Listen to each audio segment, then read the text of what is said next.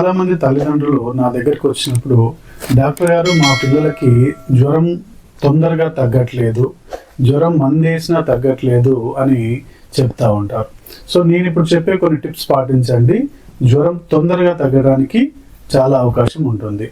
ఏం చేయాలి? మొదటగా పిల్లలకి జ్వరం వచ్చినప్పుడు వెంటనే సిరప్ వేయాలి. సో సిరప్ వేసాం కదా అని కూర్చోవద్దండి. మొదట మీ దగ్గర ఉన్నటువంటి సిరప్ ఎంత మోతాదులో వేయాలో అంత మోతాదులో ఫస్ట్ సిరప్ వేయాలి. According to body weight. పిల్లలు ఎలా ఉంటుందంటే బాడీ వెయిట్ని బట్టి జ్వరం మందు డిసైడ్ అవుతూ ఉంటుంది. సో మీ దగ్గర ఏదైతే మీ పీడియాట్రిషియన్ ప్రిస్క్రిప్షన్లో ఉన్నటువంటి జ్వరం మందు వేయండి.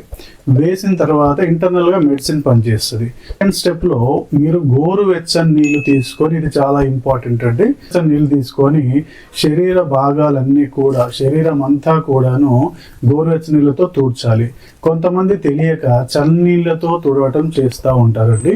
చన్నీళ్ళతో తుడవడం వల్ల ఇంకా బాడీ టెంపరేచర్ ఎక్కువ పెరిగి పిల్లలకు చలి ఎక్కువయ్యి చలి వస్తుందండి. ఎక్కువ చన్నీళ్ళతో తుడవడం వల్ల చలి వచ్చేసి చలి నుంచి పిల్లలకి ఫిట్స్ వచ్చే అవకాశం ఉంటుంది. ఈ ఒక్క మిస్టేక్ మీరు చేయకుండా నీళ్ళతోటి తుడిచినట్టయితే పిల్లవాడికి ఫీవర్ తొందరగా తగ్గడానికి అవకాశం ఉంటుంది. థర్డ్ పాయింట్ ఏమిటి అంటే కాటన్ క్లాత్స్ పిల్లలకు వేయటం అనేది చేయండి.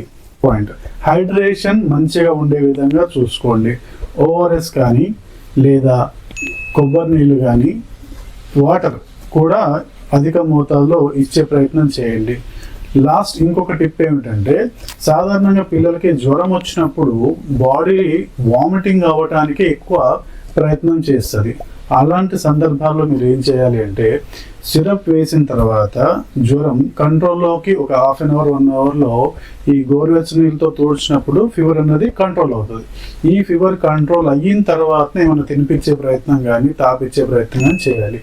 అలా కాకుండా మీరు 103, 104 టెంపరేచర్ రికార్డ్ అయినప్పుడు తినిపించినా తాపించినా కూడా వామిటింగ్ అయ్యే అవకాశం ఉంటుంది.